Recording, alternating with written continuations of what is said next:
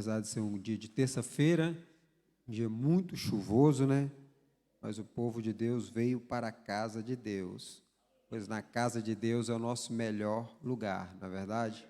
Não podemos ter outro lugar melhor do que a casa do nosso Deus. Quero convidar a amada igreja, hoje é culto de ensino da palavra, para abrir as vossas Bíblias, o Evangelho a qual escreveu Mateus, capítulo de número 6, e o versículo também 6, e em seguida, capítulo 6, e o versículo 16 ao 18.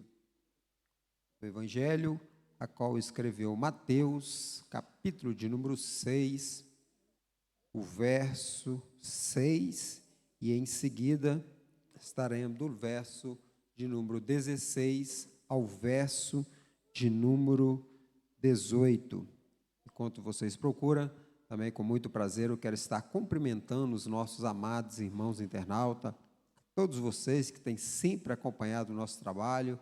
Sabemos que são muito número de pessoas que estão do outro lado acompanhando, muitos não tiveram o privilégio, a oportunidade de poder estar no templo sede, uma por distância, outras por força, motivo de força maior, enfim, que a paz do nosso Deus venha alcançar a sua vida, a sua casa, toda a sua família. Como todos sabem, estamos no ano da intercessão, a qual, como foi ordenado pelo nosso pastor presidente, estaremos até o término deste ano, sempre culto de ensino, palavra voltada para a oração.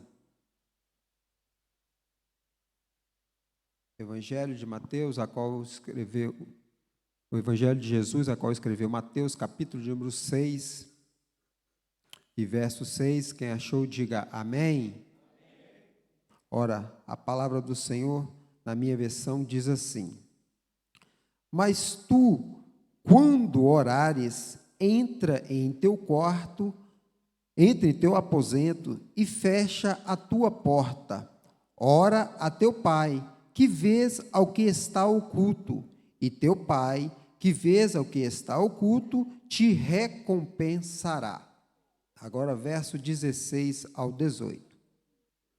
E quando jejuares, não vos mostreis contridos como os hipócritas, porque desfiguram o rosto, para que os homens pareça que jejuam.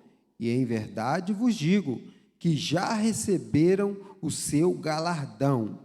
Porém, tu, quando jejuares, unge a cabeça e lava o rosto, para não parecerdes aos homens que jejuas, mas sim a teu pai, que está em oculto, e teu pai, que vê o que está em oculto, te recompensará.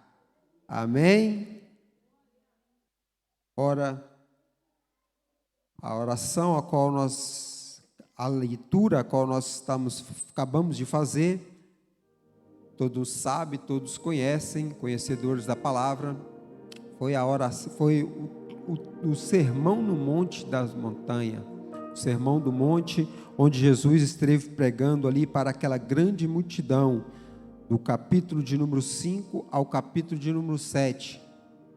E Jesus ensinou diversas coisas, e uma das coisas que Jesus ensina ali em cima é justamente a oração. Sabemos nós, a qual nós acabamos de ler, que Jesus ele vai dizer, e quando orares. Jesus aqui ele começa dizendo, quando orares. Jesus ele não disse aqui, se orares. O que Jesus ele está querendo dizer aqui, quando orares. O que quer dizer isso? Que Jesus espera que nós oramos, que nós jejuamos.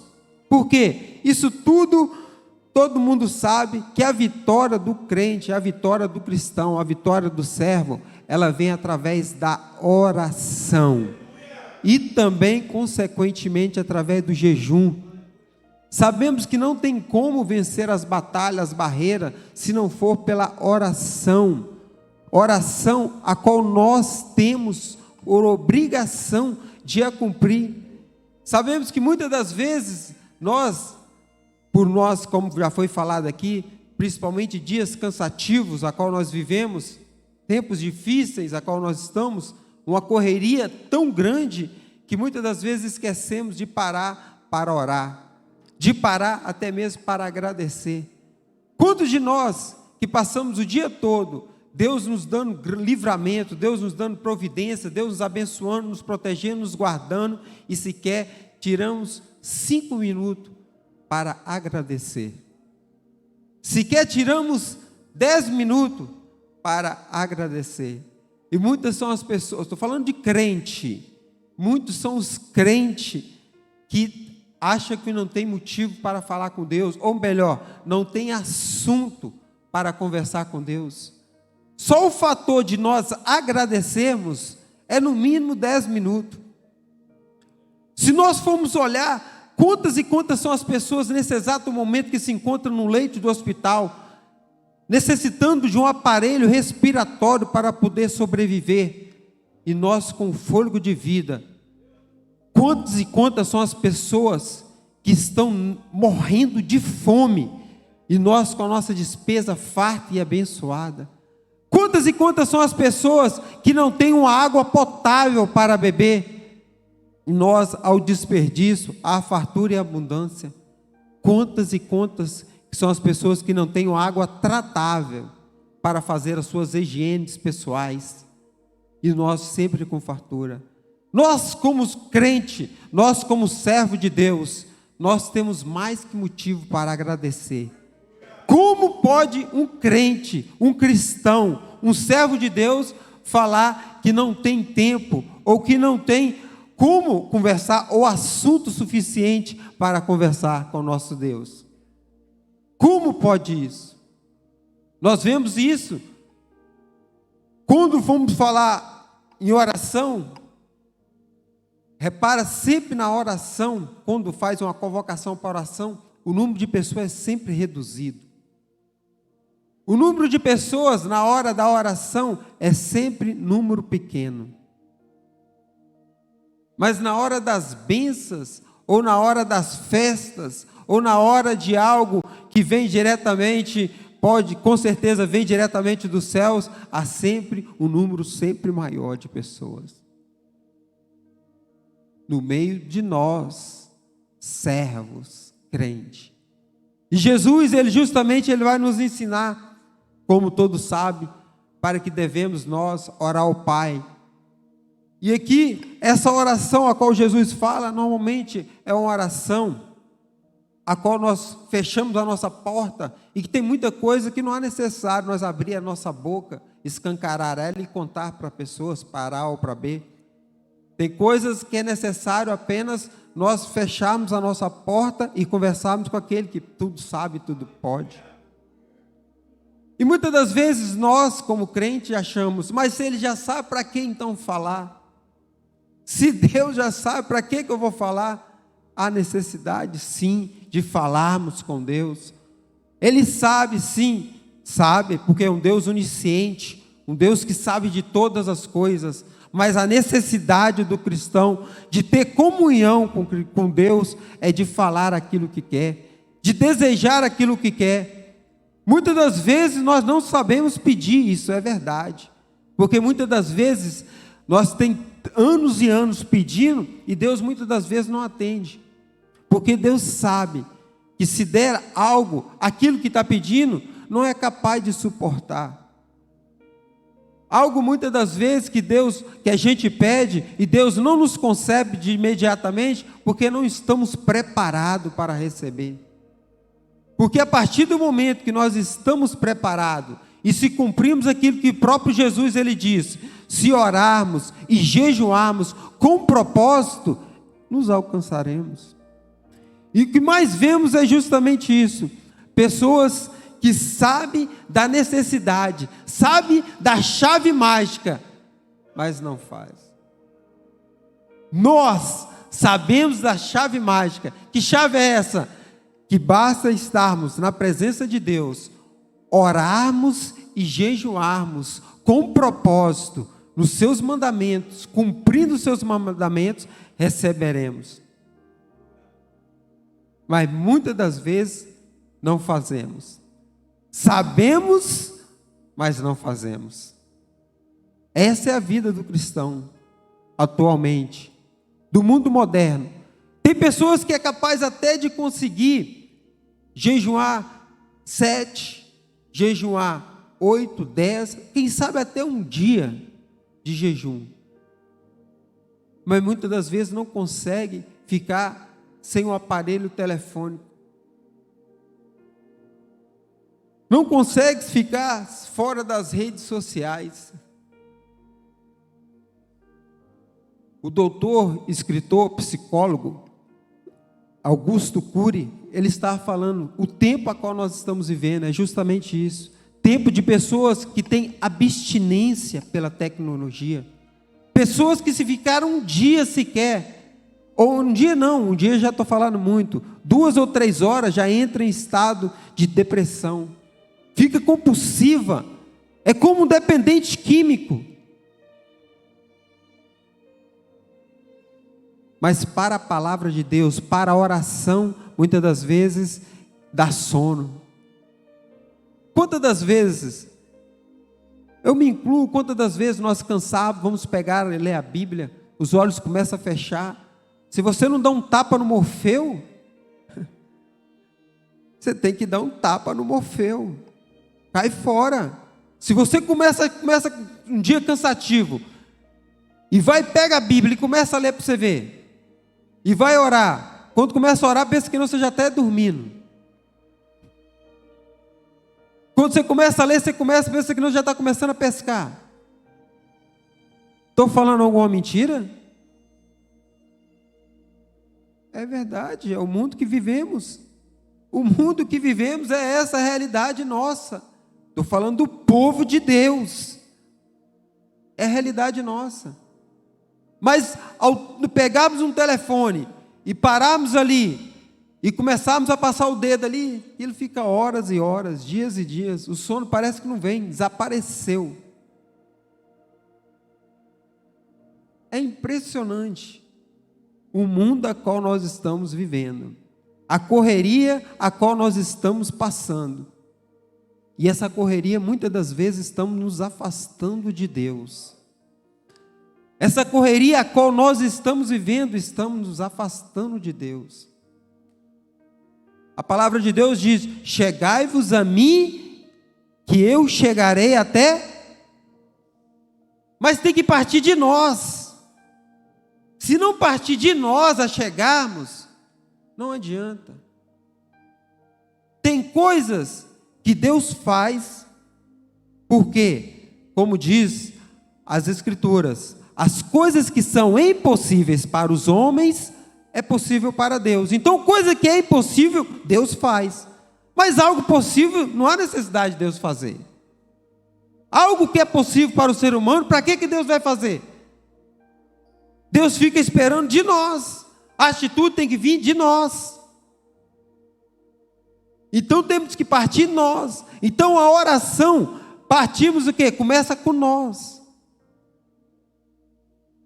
E uma igreja que não ora é uma igreja morta. Nosso pastor presidente estava aqui na sexta-feira e ele estava falando justamente sobre isso. Nós hoje estamos vendo o crescimento da igreja ADEF, tomando proporção, sabemos que ainda isso não é nada daquilo que Deus vai fazer neste ministério, mas muitas foram as horas, as madrugadas de oração. Principalmente os mais antigos, os mais novos, quem sabe não sabe, mas já ouviu falar. Nós tínhamos a nossa clínica pastoral aqui em cima, nós passávamos a noite toda orando, clamando, víamos para a igreja também orar, clamar. Então tudo já é fruto das orações, do clamor, do jejum. Então uma igreja que ora é uma igreja que tem vida. Então essa essência do povo de Deus é justamente isso, não pode perder a sua essência, que é a comunhão com Deus, que é a oração com Deus. E através dessa oração, ela vem também um jejum com o nosso Deus. Por isso ele diz: quando orares, é quando. Ele está justamente esperando quando nós orarmos, ou quando nós jejuarmos. Ele conta com nossas. Ele sabe porque nós não temos mais do que, nós temos o maior professor que nós podemos ter, que foi o nosso próprio mestre, Jesus. Ele é o nosso maior exemplo de oração. E ele tinha o seu lugar reservado, a oração. E a oração dele era sempre no monte. Ele deixava os discípulos encostados, ia lá embaixo, ia para o monte, para a comunhão com o Pai. E vemos Deus fazer maravilha, e sabemos da chave mágica, mas nós, infelizmente, insistimos e persistimos em não fazer o que o Mestre nos ensinou a fazer. E a oração, e nós vemos, a própria Bíblia vai nos dizer, que nós podemos ver diversas passagens bíblicas falando sobre isso. Olha só para você ver, lá em 1 Reis, capítulo de número 21, versículo de número 27, capítulo 21, 1 Reis, capítulo 21, versículo 27, vai dizer assim: e sucedeu, pois, que Acabe, ouvindo estas palavras, rasgou-se o seu vestido, e cobriu a sua carne de saco, e jejuou, e jazia em saco, e andava mansamente. Acabe, rei Acabe, homem perverso, homem que verdadeiramente fez com que o povo de Deus pecasse contra Deus, homem a qual fez com que a idolatria implantasse junto ao povo de Israel. Quando o profeta profeta Elias vai dar a sentença dele, que era a sentença de morte, e vai dizer tudo aquilo, ele entra em arrependimento.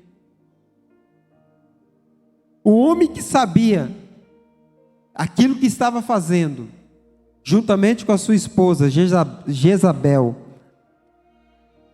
ele vai justamente se arrepender. E Deus, esse Deus que servimos, misericordioso, Deus vai poupar, ou vai revogar a sua sentença para a geração dos seus filhos. Não que ele ficou impune, não. Ele teve que pagar, mas Deus revogou. Por quê? Porque ele se arrependeu e jejuou. O homem que era impuro, o homem que estava afastado dos caminhos do Senhor, o homem que praticou a iniquidade diante do povo de Israel, o homem que fez com que o povo se corrompesse a adorar imagens de escultura, este mesmo homem, Deus o perdoou e revogou a sua causa. Que Deus é esse? Que Deus misericordioso é esse que servimos? Se nós podemos ver também o próprio povo de Nínive, todos nós conhecemos a história, onde o profeta Jonas vai lá, justamente para condenar aquele povo. E primeiro ele foge, todos sabem da história, mas depois ele vai anunciar: Nínive será destruído em 40 dias. A notícia chega até o rei, e a palavra de Deus diz, em Jonas capítulo 3, o verso 6, que diz assim: porque esta palavra chegou ao rei de Nínive, e levantou-se do trono, e tirou-se dos seus vestidos, e cobriu-se de saco, e assentou-se sobre a cinza, e fez uma proclamação que se divulgou em Nínive por mandato do rei e dos seus grandes, dizendo: nenhum homem, nem animais, nem bois, nem ovelhas provém coisa alguma, nem se lhe dê pasto, nem beba água, mas os homens e animais estarão cobertos de saco, e clamarão fortemente a Deus, e se converterão cada um dos seus pecados, cada um dos seus maus caminhos, e da violência que há nas suas mãos. E quem sabe se voltará Deus e se arrependerá, e se apartará do furor da sua ira, e se sorte que nós pereçamos. Deus viu as obras deles, como se converteram do seu mau caminho, e Deus se arrependeu do mal que tinha lhe farido, e não o fez. O povo ímpio, um povo condenado para a morte, um povo que sabia que morrer em 40 dias. Este mesmo povo, se arrependeu, jejuou e orou, e Deus revogou a sua causa. Deus revogou a sua causa. Um povo já condenado, um povo que já sabia que ia perecer, que iriam morrer. Deus revogou a sua causa. Nós conhecemos a palavra de Deus, sabemos daquilo que Deus pode fazer, e muitas das vezes não façamos, muitas das vezes não oramos, muitas das vezes não jejuamos.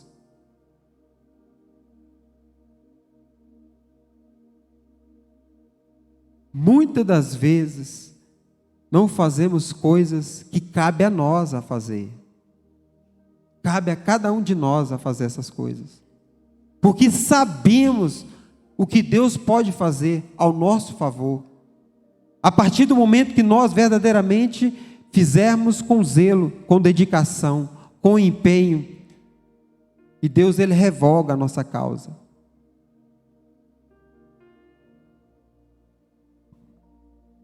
Esse é o Deus a qual nós servimos. O Deus tão misericordioso, eu acho que não teve um que nos sentiu impactado com a pregação aqui do domingo, pelo nosso pastor Greg Ferreira, contando do seu testemunho. Foi um testemunho realmente muito forte, um testemunho que antes mesmo dele nascer, ele já era condenado à morte. Mas nesse testemunho que ele estava contando aqui, algo que me chamou muita atenção, e o que eu tomei nota que me chamou a atenção, é porque antes da sua promessa que Deus tinha para a vida dele, tinha um intercessor, ou melhor, uma intercessora. Tinha alguém orando. Tinha alguém clamando. Tinha alguém intercedendo. E muitas das vezes tem coisas que não acontecem, como ele contou aqui, a respeito da sua vinda ao mundo, melhor dizendo. A sua mãe tentou de diversas formas, era uma criança, era um adolescente, com 14 anos, como ele falou, tentou de diversas formas, mas mesmo assim ele veio, porque tinha um propósito, e tinha gente, ou melhor, tinha uma pessoa, como ele mesmo próprio falou, intercedendo. As coisas muitas das vezes acontecem, é porque tem alguém orando, é porque tem alguém intercedendo, é porque tem alguém por trás, de joelho, prostrado, sabendo que o Deus de milagre traz resposta, sabendo que o Deus a qual nós servimos, Ele nos dá a resposta. E quando vendo aquele testemunho forte, que não apenas eu, mas eu creio que todos que tiveram, ficaram impactados, eu vi claramente que atrás daquele milagre, que era Deus, tinha um intercessor, tinha pessoas que clamavam. E você vê algo que Deus faz, irmãos, é tremendo. O homem que praticamente já estava condenado a nem a vir a este mundo, pois a sua mãe tinha tentado o aborto, a nem a vir. E o que Deus fez na vida daquele homem, é o mesmo Deus a qual nós servimos. E muitas das vezes o Deus faz é justamente isso. O que Ele quer é que nós verdadeiramente o busquemos. Muitas das vezes as nossas respostas, ela vem através de jejum e oração. Principalmente quando ela é coletiva. Principalmente quando ela, o número de pessoas ela é maior. Se uma pessoa, Deus já responde. Imagine uma igreja com a mesma visão, mesmo propósito, mesmo objetivo. Imagine uma igreja com a mesma visão, o mesmo propósito e o mesmo objetivo. O que Deus irá fazer em uma nação? O que Deus irá fazer em um continente? O que Deus irá fazer? O que esse Deus pode fazer? Vocês já tentaram imaginar o que Deus pode fazer? Uma igreja prostrada, uma igreja com o objetivo primordial de interceder, de orar, de buscar, de jejuar, com um só propósito e objetivo, claro. Você já imaginou o que Deus pode fazer?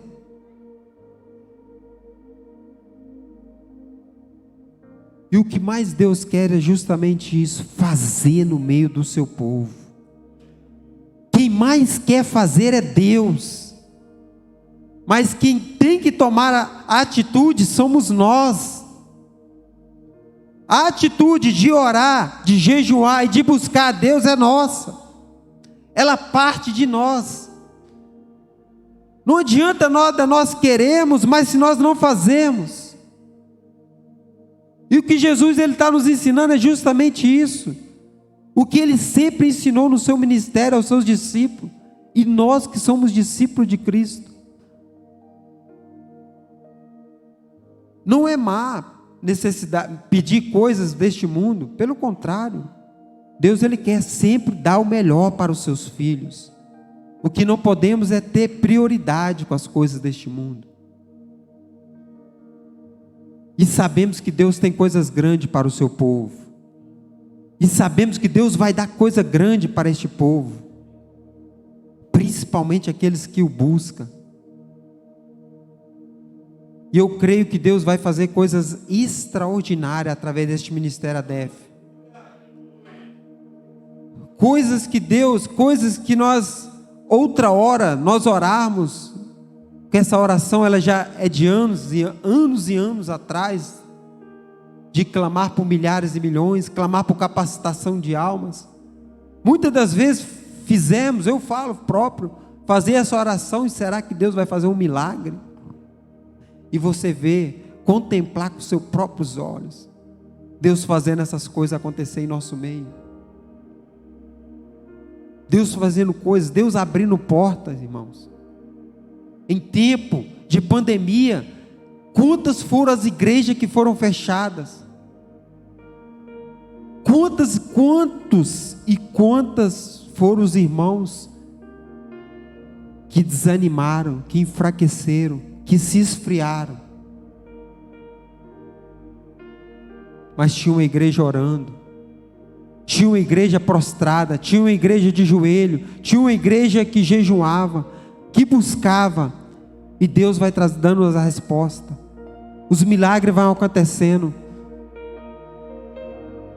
Talvez para muitas pessoas seja um milagre, mas para a gente que crê, que ora, está vendo a promessa sendo cumprida, está vendo tudo aquilo que nós, outra hora, estávamos clamando e Deus confirmando.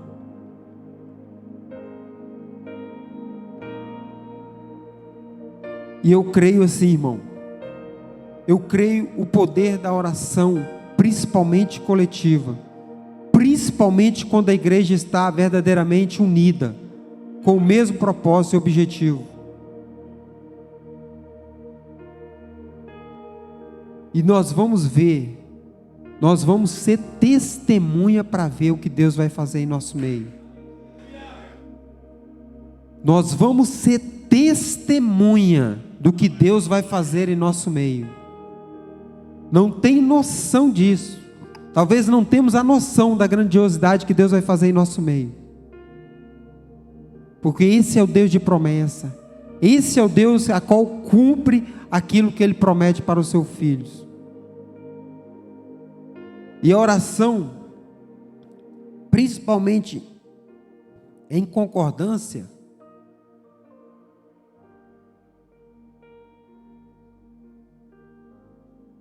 ela é tão essencial para as vitórias.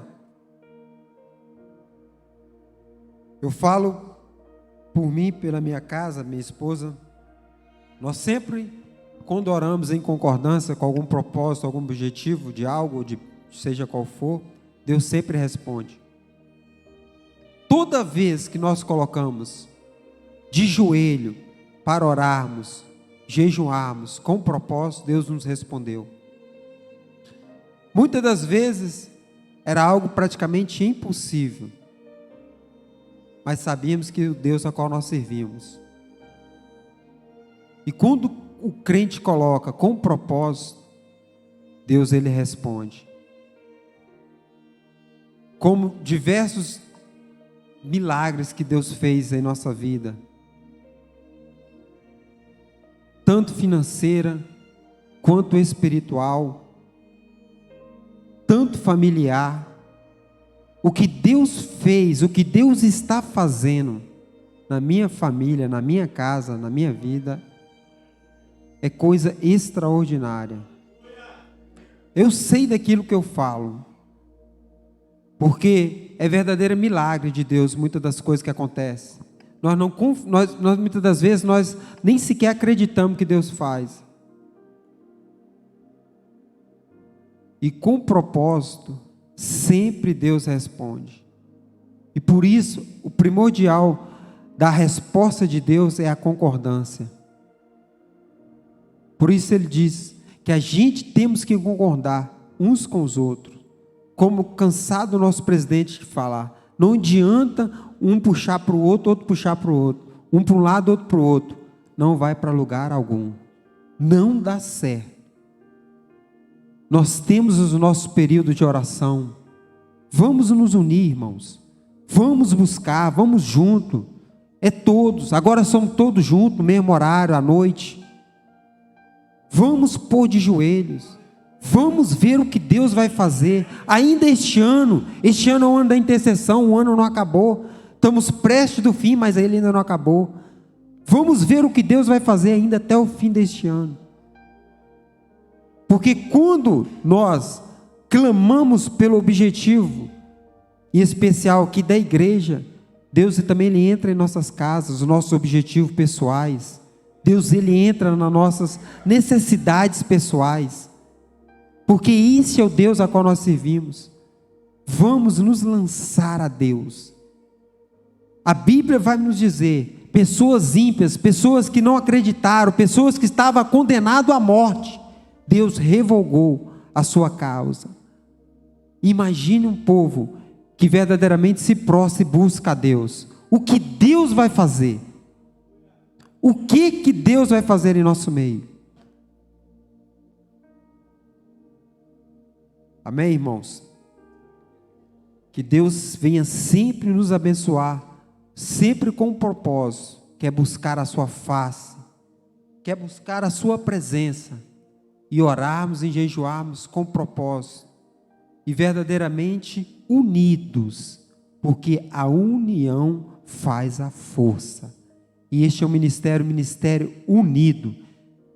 Amém? Convido aqui o nosso pastor local, o pastor João Paulo Moreira.